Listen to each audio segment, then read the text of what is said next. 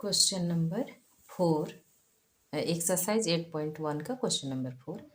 ABCD एक आयत है जिसमें विकर्ण AC दोनों कोनों A और C को समद्विभाजित करता है। दर्शाइए कि पहला में दिया है ABCD एक वर्ग है और विकर्ण BD दूसरा है ये कि BD दोनों कोण B और D को समद्विभाजित करता है। पहले हम लोग को सिद्ध करना है कि ABCD एक वर्ग है। हमारे पास दिया हुआ है ABCD एक आयत है।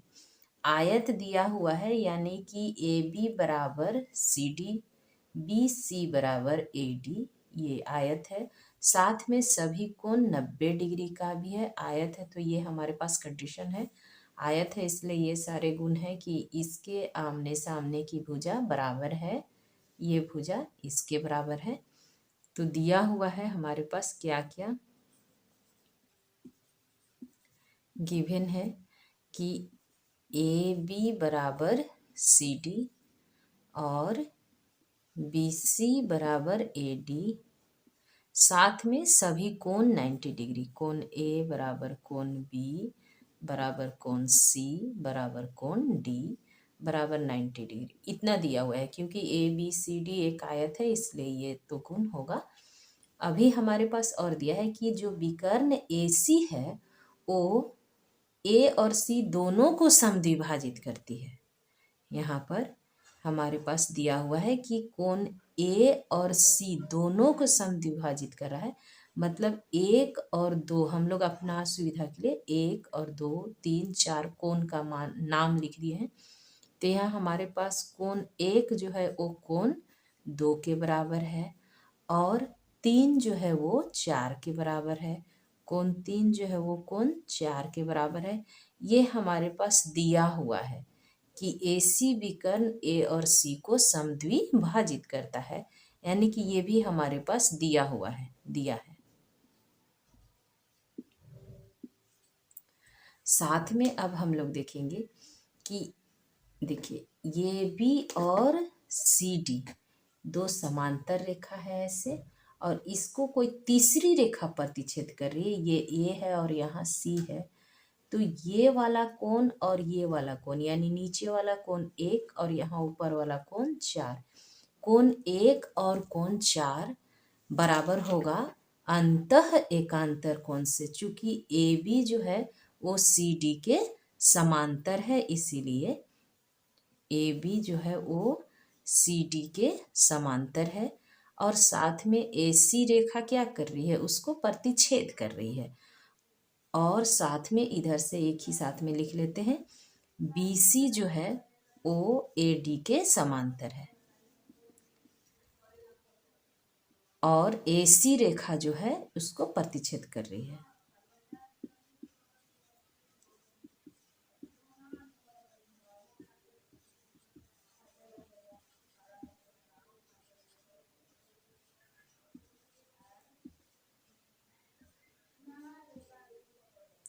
कर रही है या करती है, प्रतिच्छेद कर रही है।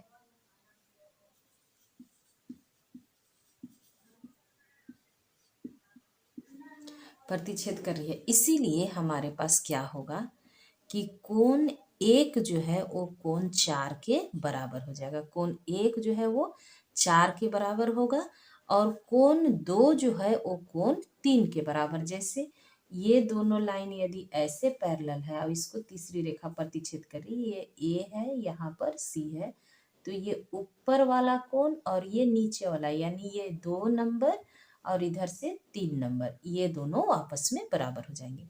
इसलिए कोण 3 बराबर कोण 2, कोण 1 जो है वो 4 के बराबर और 2 जो है वो 3 के बराबर। तो 3 पहले लिख दिए, 3 2। इसमें हम लोग लिखेंगे क्या कि अंतः एकांतर कोण से,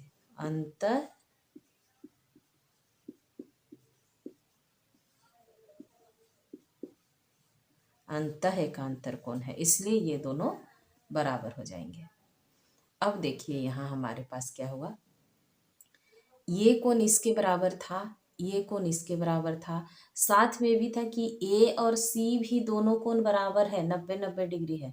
साथ में ये इसके बराबर और ये कोण इसके बराबर, यानी कि ए जो है वो 3 के बराबर, ये सब बराबर हो गए। इसीलिए कोण 1 जो है वो कोण 3 के बराबर हो गया। यहाँ से देख लीजिए कोण 1 जो है वो 3 के बराबर, क्योंकि हमारे पास दिया है कि 1 जो है वो किसके बराबर है, 4 के बराबर है। 3 जो है वो किसके बराबर हो गया, 2 के बराबर हो गया। साथ में दिया है कि 1 2 के बराबर और 3 4 के बराबर, पहले से ही दिया हुआ है। इसका मतलब है कि ये सभी कोण बराबर हो गए, 1 3 के बराबर, 1 2 3 4 सभी कोण आपस में बराबर हो जाएंगे। लेकिन हम लोगों को कोण 1 और 3 को बराबर करना है। इसमें इधर से हमारा उद्देश्य है कि हम इस भुजा को और इस भुजा को बराबर कर लें। तो कोण, इसलिए हमारा कोण 1 कोण 3 के बराबर ये हम लोग कर चुके हैं। अब आप आइए इस त्रिभुज में, यहाँ जगह नहीं है तो यहाँ से लिख रहे हैं, त्रिभुज ABC में हमारे पास क्या हो जाएगा, कोण 1 जो है वो कोण 3 के बराबर है। फिर देखिए ये जो इस त्रिभुज में आने से ABC में ये एक त्रिभुज बन गया, तो कोण 1 जो है वो कोण 3 के बराबर, तो एक कोण 1 के सामने वाली भुजा BC और कोण 3 के सामने वाला AB बराबर होगा, क्यों बराबर होगा, बराबर कोण के सम्मुख भुजा बराबर होती है।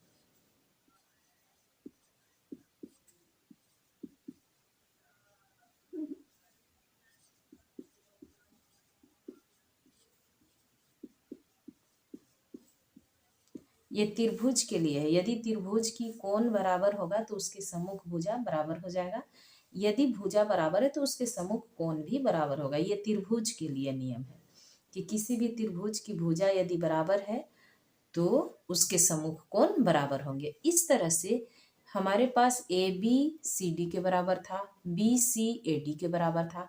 अभी हमारे पास मिल गया कि AB जो है वो BC के बराबर हो गया। इट मीन्स कि ये चारों भुजा बराबर हो गया, यानी कि AB बराबर BC बराबर CD सभी भुजा बराबर हो गया।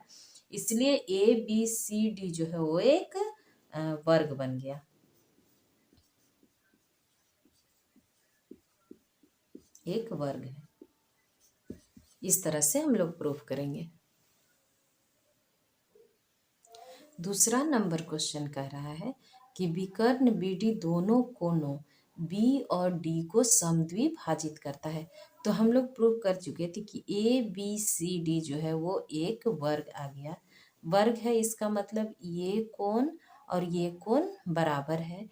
जब कोण बराबर है इसका नाम लिखिए, यहाँ 4 तक हम लोग लिख चुके थे, तो इधर 5 6 यहाँ 7 और यहाँ 8 इस तरह से नाम रखे हैं। और हम लोग क्या कर चुके कि ABCD एक वर्ग है, प्रूफ कर चुके हैं कि यह एक वर्ग है। जब वर्ग है तो इसकी सभी भुजा बराबर हो गई, इसलिए AB जो है वो AD के बराबर है, सभी भुजा बराबर है। ये इसमें AB BC CD जितना भी है चारों भुजा बराबर है, प्रत्येक को 90 डिग्री का है। हम लोगों को विकर्ण जो है उसको कहना है, प्रूफ करना है कि ये दो बराबर भाग में बांट रहा है। तो हम लोग यहाँ पर देखेंगे कि कोण ये जो 5 है वो किसके बराबर हो जाएगा, 7 के बराबर, और 6 जो है वो किसके बराबर, 8 के बराबर। क्यों होगा, देखिए ऐसे ऐसे ये दोनों लाइन, ये AB और CD है, इसको तीसरी रेखा कोई प्रतिच्छेद कर रही है, यहाँ B और यहाँ D है, तो हमारा ये वाला कोण और ये वाला कोण यानी 5 और 7 बराबर होगा अंतः एकांतर कोण से। ठीक वैसे ही इधर से हमारा AD और इधर से BC है, इसको कोई तीसरी रेखा प्रतिच्छेद कर रही है, ये B हो गया और ये हमारा D हो गया। इसमें देखिए ये इधर नीचे वाला कोण और इधर ऊपर वाला, यानी ये 6 नंबर और ये 8 नंबर, ये दोनों आपस में बराबर होगा अंतः एकांतर कोण से। इसीलिए हम लोग यहाँ लिखेंगे कोण 5 बराबर कोण 7 और कोण 5 जो है वो 7 के बराबर, 6 जो है वो 8 के बराबर, कोण 6 बराबर कोण 8। ये हो गया अंतः एकांतर कोण से, अंतः एकांतर कोण, अंतः एकांतर कोण से ये बराबर हो गया। और अब हम लोग आएंगे त्रिभुज ए बी डी में, ए बी डी में चूंकि हमारे पास दिया हुआ है कि ये एक वर्ग है, तो यानी कि इसमें ए बी जो है वो ए डी के बराबर है। ये दिया हुआ है, हमारा एक वर्ग है, वर्ग की भुजा तो बराबर हो जाएगा। हम लोग अभी इससे पहले प्रूव किए हैं, दिया हुआ तो छोड़िए, यहाँ प्रूव किए हैं, यहाँ लिखे भी हैं, सिद्ध किए हैं हम लोग। यहाँ सिद्ध किया गया है कि ये ए बी जो है वो ए डी के बराबर होगा, क्योंकि ये एक वर्ग है। तो ए बी और ए डी इस त्रिभुज में जब हम लोग आ रहे हैं, तो जब भुजा बराबर है तो उसके सम्मुख कोण बराबर होगा, यानी कि ए बी के सामने वाला कोण 8 और ए डी के सामने वाला कोण 5 बराबर होगा। क्यों? बराबर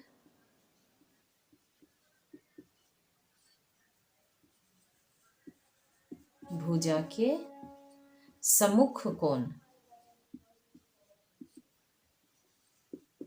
कोण बराबर होगा।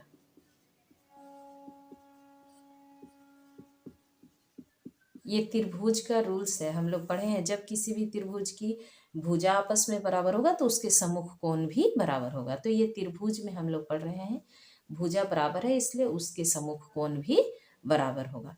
तो इस तरह से हमारा 5 और 8 कोण बराबर हो गया। इसका मतलब हुआ कि सभी कोण बराबर। इसी तरह से हम लोग जैसे 5 और 8 को बराबर कर लिए, वैसे ही ये वाला त्रिभुज में आएंगे बी सी डी में, तो हमारा बी सी जो है वो ए सी डी के बराबर हो जाएगा। और कोण इसके सामने वाला ये कोण और इस भुजा के सामने वाला ये कोण, मतलब कोण 7 जो है वो कोण 6 के बराबर होगा। इसी तरह से हम लोग का हो जाएगा कोण 6 जो है वो कोण 7 के बराबर हो जाएगा। ये इस त्रिभुज के लिए, त्रिभुज बी सी डी में आएंगे तो हमारा सेम इसी तरह से हो जाएगा, बराबर भुजा के सम्मुख कोण बराबर होते हैं। तो इस तरह से हम लोगों ने क्या किया कि ये और ये बराबर है, ये और ये बराबर है, साथ में हम लोग को ये कोण इसके बराबर, ये कोण इसके बराबर। इसका मतलब है कि हम लोग सिद्ध किए कि ये कोण जो है वो 2 बराबर भाग में बट रहा है ना। विकर्ण बी डी दोनों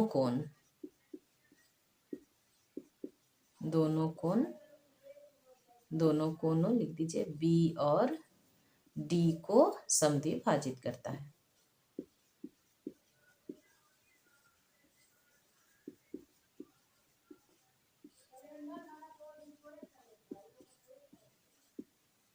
इस तरह से बनाएंगे। देखिए यहाँ दिया हुआ है हमारे अंतः एकांतर कोण से कि 6 और 8 के बराबर ये और ये कोण इसके बराबर। अब हम लोग ये वाला कोण भी इसके बराबर कर लिए, ये वाला कोण भी इसके बराबर, मतलब 5 6 7 8 सभी कोण बराबर हो गया। इसलिए हम लोग आराम से कह सकते हैं कि विकर्ण बी डी दोनों कोण बी और डी को समद्विभाजित करता है। क्वेश्चन नंबर 5 कह रहा है समांतर चतुर्भुज ए बी सी डी के विकर्ण बी डी पर 2 बिंदु P और Q इस प्रकार स्थित हैं कि डी पी बराबर बी क्यू है, यानी ये वाली भुजा इस भुजा के बराबर है। दर्शाइए, कह रहा है कि, और साथ में दिया है कि ए बी सी डी एक समांतर चतुर्भुज है। कह रहा है कि त्रिभुज ए पी डी ये वाला त्रिभुज और त्रिभुज सी क्यू बी ये वाला त्रिभुज को सर्वांग सम करना है, ये और इस त्रिभुज को। तो हम लोग जाएंगे त्रिभुज त्रिभुज ए पी डी और त्रिभुज सी क्यू बी में हमारे पास देखिए ये वाली भुजा और ये वाली भुजा बराबर दिया हुआ है, क्योंकि ये एक समांतर चतुर्भुज है। समांतर चतुर्भुज की सम्मुख भुजाएं बराबर होती है, इसीलिए हमारे पास ए डी बराबर सी बी। सी बी ये हमारे पास समांतर चतुर्भुज की सम्मुख भुजाएं हैं, यानी ये हमारे पास दिया हुआ है।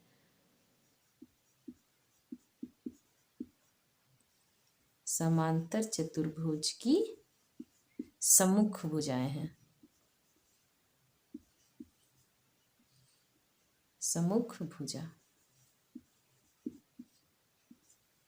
उसके बाद हमारे पास और दिया है कि बी क्यू और ये पी डी भी बराबर है, यानी कि डी पी बराबर बी क्यू।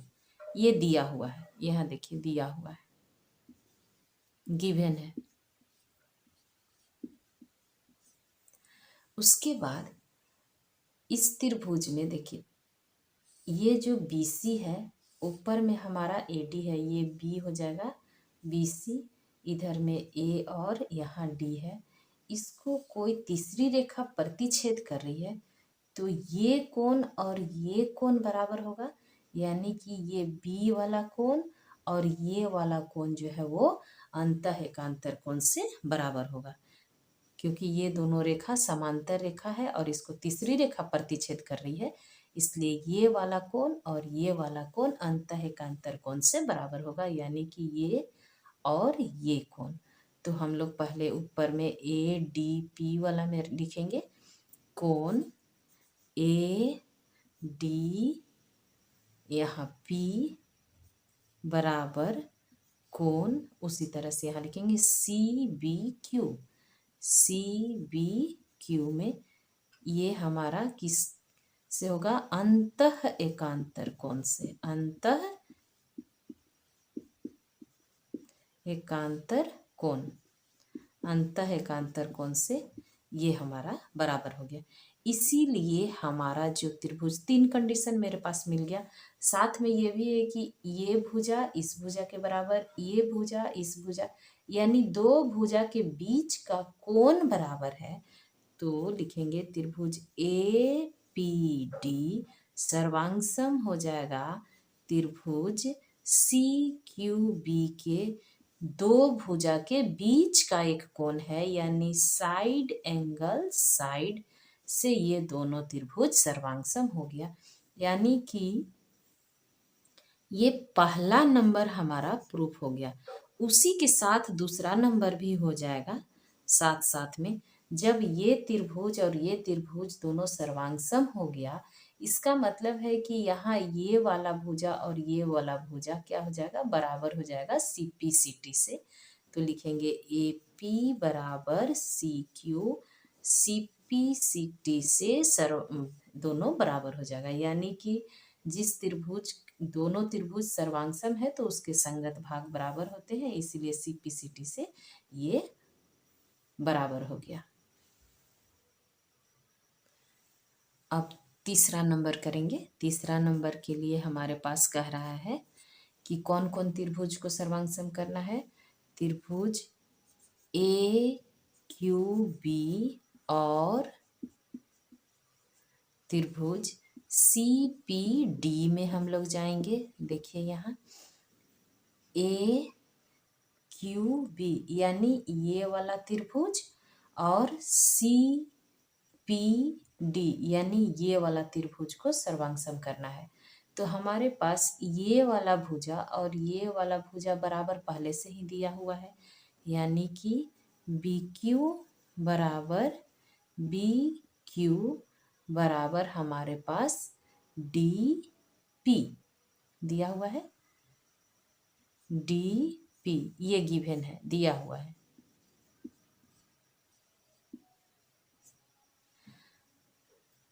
और ए बी जो है वो सी डी के बराबर होगा, क्योंकि ये समांतर चतुर्भुज की सम्मुख भुजाएं हैं। यानी कि ए बी बराबर सी डी, ये समांतर चतुर्भुज की सम्मुख भुजाएं हैं।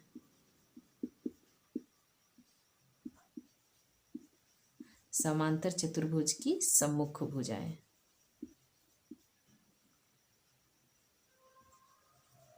सम्मुख भुजा है, इसलिए ये और ये बराबर होगा।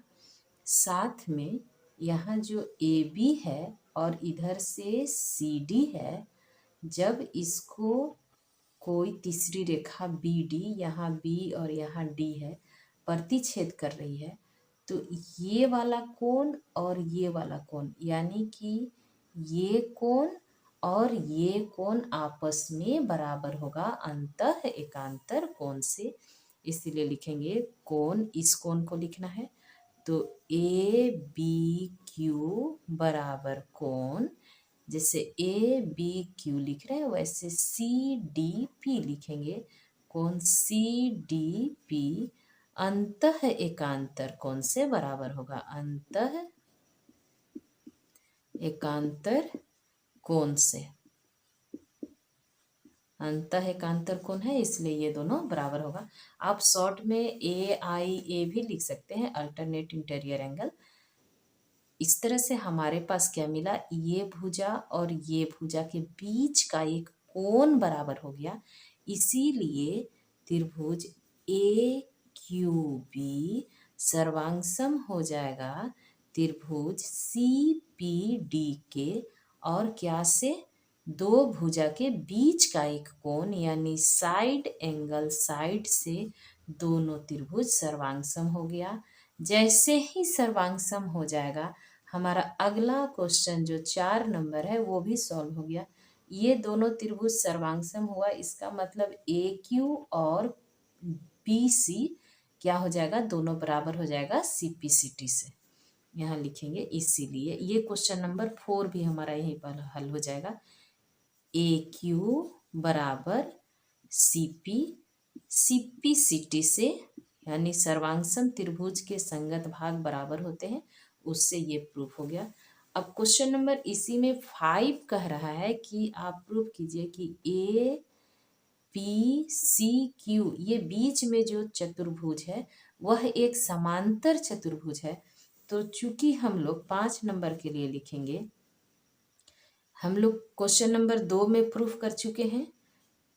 क्वेश्चन नंबर 2 में प्रूफ किए कि हमारा ए पी जो है वो सी क्यू के बराबर है, और क्वेश्चन नंबर 4 में हम लोग किए हैं प्रूफ कि ए क्यू जो है वो सी पी के बराबर है। ये दोनों हम लोग प्रूफ कर चुके हैं।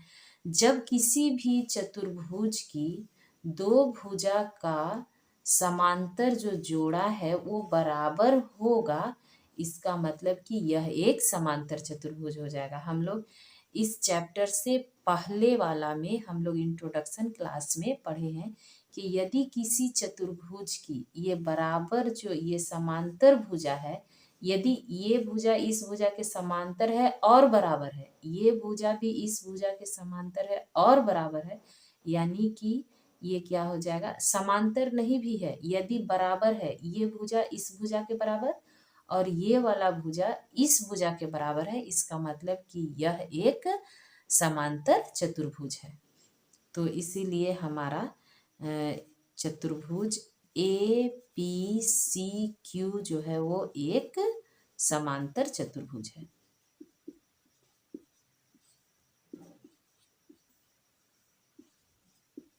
हम लोगों ने ये प्रूफ किया है, दूसरा नंबर में भी प्रूफ किया कि ए पी जो है वो सी क्यू के बराबर है और ए क्यू जो है वो सी पी के बराबर है।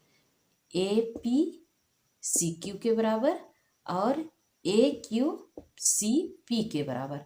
इसीलिए जब दोनों भुजा का युग्म जो है वो बराबर है, ये भुजा सामने वाला भुजा, इसको एक युग्म बोलेंगे तो ये दोनों बराबर है, और इधर वाले एक युग्म है, यानी दोनों जोड़ा जो है वो बराबर है, तो हमारा जो चतुर्भुज है वह एक समांतर चतुर्भुज है। Question number 6, A B C D एक समांतर चतुर्भुज है तथा ए पी और सी क्यू शीर्षों ए और सी से विकर्ण बी डी पर क्रमशः लंब है। यहाँ देखिए दिया हुआ है ए पी और सी क्यू ये विकर्ण बी डी के ऊपर लंब है, यानी यहाँ 90 डिग्री का कोण बना रहा है, यहाँ भी 90 डिग्री का कोण बना रहा है। आपको दर्शाना है कि त्रिभुज ए पी बी यानी ये बड़ा वाला त्रिभुज ए पी बी और सी क्यू डी ये वाला त्रिभुज नीचे बड़ा वाला और ये ऊपर बड़ा वाला त्रिभुज को सर्वांग करना है। तो हम लोग इसी दोनों त्रिभुज में जाएंगे। त्रिभुज ए पी बी और त्रिभुज सी क्यू डी में हम लोग जाएंगे। यहाँ देखिए सबसे पहला तो हमारा ए बी जो है वो सी डी के बराबर होगा, क्योंकि ये समांतर चतुर्भुज है। समांतर चतुर्भुज की समभुजाएं बराबर होती है, इसीलिए हमारा हो जाएगा ए बी जो है वो सी डी के बराबर है। गिवेन कह दीजिए या समांतर चतुर्भुज की सम्मुख भुजाएं हैं। समांतर चतुर्भुज की सम्मुख भुजा, और इसमें देखिए कोण यहाँ 90 डिग्री दिया हुआ है, इस त्रिभुज में भी कोण यहाँ 90 डिग्री दिया हुआ है। तो लिखेंगे कोण ए पी बी बराबर कोण सी क्यू डी बराबर यहाँ 90 डिग्री दिया हुआ है, इतना बराबर 90 डिग्री दिया है। और एक चीज यहाँ समझना है, एक चीज और इसमें हम लोग को चाहिए, 3 पार्ट्स बराबर हो जाने से हमारा त्रिभुज सर्वांगसम हो जाता है। तो हमारा 2 मिल गया, तीसरा हम लोग को ढूंढना है। देखिए ये ए बी है, ये सी डी है, यहाँ ए और यहाँ बी सी और डी, इसको कोई तीसरी रेखा प्रतिच्छेद कर रही है। तो ये वाला कोण और ये वाला कोण बराबर होगा अंतः एकांतर कोण से, यानी कि ये कोण और ये कोण बराबर होगा अंतः एकांतर कोण से। तो इसलिए हम लोग लिखेंगे कोण ए बी पी और कोण इधर से जैसे ए बी पी लिखे वैसे सी डी क्यू ये हमारा अंतः एकांतर कोण से बराबर हो जाएगा। अंतः एकांतर कोण, अंतः एकांतर कोण हमेशा बराबर होता है, इसलिए इसीलिए हमारा दोनों त्रिभुज जो है वो सर्वांगसम हो गया। त्रिभुज ए पी बी सर्वांगसम हो जाएगा त्रिभुज सी क्यू डी के। लेकिन क्या से हुआ, 2 एंगल है और एक भुजा है, लेकिन हम लोग को देखना है कि क्या जो दोनों एंगल है उसके बीच का भुजा है। यहाँ देखिए ये भुजा इस भुजा के बराबर है और एक ये कोण है और एक ये कोण है, यानी कि हमारा ये वाला भुजा बराबर नहीं है। यानी एक भुजा बीच में हो और दोनों कोण बराबर हो, ऐसा नहीं है। इसमें है 2 कोण है और एक अलग वाली भुजा है। यानी हम लोग पढ़े हैं चैप्टर नंबर 7 में कि किसी भी त्रिभुज का यदि कोई 2 कोण बराबर हो गया, इसका मतलब है कि तीसरा कोण अपने आप बराबर हो जाएगा, क्योंकि ये कोणों का योग 180 डिग्री है, लिमिट है। तो 2 कोण बराबर है मतलब तीसरा कोण अपने आप बराबर हो जाएगा। तो इसमें हमारे पास एक रूल्स है कि कोण भुजा से ये दोनों त्रिभुज जो है वो सर्वांगसम हो जाएंगे, एंगल और एक कोई भी साइड। तो इससे ये दोनों त्रिभुज जो है वो सर्वांगसम हो गया। ये हमारा पहला नंबर प्रूफ हो गया। दूसरा नंबर क्या कहता है, ए पी बराबर सी क्यू। ए पी बराबर सी क्यू, वो तो ऐसे ही हो जाएगा ए पी बराबर सी क्यू, क्योंकि जब त्रिभुज सर्वांगसम हो गया तो इसका संगत भाग तो बराबर होगा ही होगा, इसलिए सी पी सी टी से ए पी बराबर सी क्यू भी हो गया। इस तरह से बनाना है।